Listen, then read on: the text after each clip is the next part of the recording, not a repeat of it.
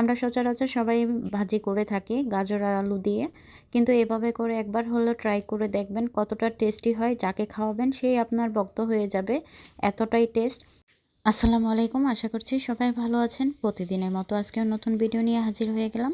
আজকে আমি আপনাদেরকে একটা রেসিপি শেয়ার করছি আপনাদের মাঝে। এত টেস্ট ভাবতেও পারবেন না, সবাইকে তাক লাগিয়ে দিতে পারবেন এমন একটা রেসিপি। চলুন তাহলে দেখে নেন আমি কিভাবে এই গাজর ভাজিটা করে নিয়েছি।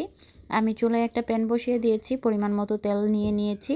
তেলটা গরম হয়ে যাওয়ার পর আমি দিয়ে দেব পেঁয়াজ কুচি। আর দেখতেই পাচ্ছেন আমি কি উপকরণ নিয়েছি। এখানে আলু কুচি করে নিয়েছি, গাজর কুচি করে নিয়েছি, ধনিয়া পাতা কুচি করে নিয়েছি আর পেঁয়াজ কুচি করে নিয়েছি। আর এখন দিয়ে দিচ্ছি তেলটা গরম হয়ে যাওয়ার পরে পেঁয়াজ কুচি। পেঁয়াজটা হালকা ভেজে নেব। এরই মধ্যে দিয়ে দিচ্ছি কয়েকটা কাঁচামরিচ। আমি এখানে কয়েকটা কাঁচামরিচ ফালি করে নিয়েছি, তারপর দিয়ে দিচ্ছি। আপনাদের জালটা যার যার ইচ্ছে মতো দিয়ে নেবেন। আর এখন আমি কাঁচামরিচ দিয়েও ভেজে নিচ্ছি। দেখতেই পাচ্ছেন আমি কিভাবে করে ফার্স্টে ভেজে নিচ্ছি। আর এখন দিয়ে দিচ্ছি হাফ চা চামচ হলুদ গুঁড়ো, সুন্দর একটা কালারের জন্য। আর দিয়ে দিচ্ছি স্বাদ মতো লবণ। এখন আমি আবারও মশলাগুলো ভালো করে কষিয়ে নেব। এভাবে করে একবার হলো বাসায় এই গাজর আর আলু ভাজিটা করে দেখবেন কতটা টেস্টি হয়, না করলে বুঝতে পারবেন না। আর এখন দিয়ে দিচ্ছি গাজর আর আলুগুলো ভালো করে আমি কষিয়ে নেব। মুখে স্বাদ লেগে থাকবে এমন একটা ভাজি আপনাদের সাথে শেয়ার করছি। যারা নতুন রাঁধুনি আছেন তারা একবার হলেও ট্রাই করে দেখবেন এই রেসিপিটা, কত টেস্ট হয়। দেখতেই পাচ্ছেন আমি কিভাবে করে গাজর আর আলুগুলো ভেজে নিচ্ছি। এই পর্যায়ে অল্প পানি দিয়ে দিচ্ছি আর ঢাকনা দিয়ে ঢেকে রান্নাটা করে নিচ্ছি। 5 মিনিটের মধ্যে এই রেসিপিটা তৈরি হয়ে যায় ঝটপট। দেশে ও দেশের বাইরে যে যেখান থেকে আমার ভিডিওটি দেখছেন একটা লাইক দিয়ে পুরো ভিডিওটির সাথেই থাকবেন। সহজেই তৈরি করে নিতে পারবেন এই রেসিপিটা কোনো রকম ঝামেলা ছাড়া।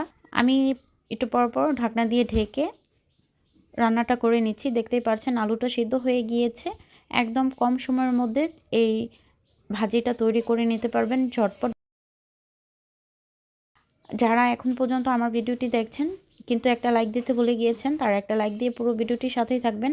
আর এই পর্যায়ে দিয়ে দিচ্ছি আমি ধনিয়া পাতা কুচি। আর আমার রান্নাটা প্রায় শেষ পর্যায়ে। আপনাদের কাছে আমার ভিডিওটি কেমন লেগেছে কমেন্টে জানিয়ে যাবেন।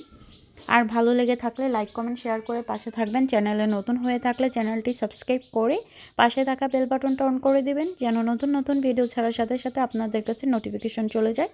আর যারা অলরেডি চ্যানেলটা সাবস্ক্রাইব করে দিয়েছেন তাদেরকে অসংখ্য ধন্যবাদ।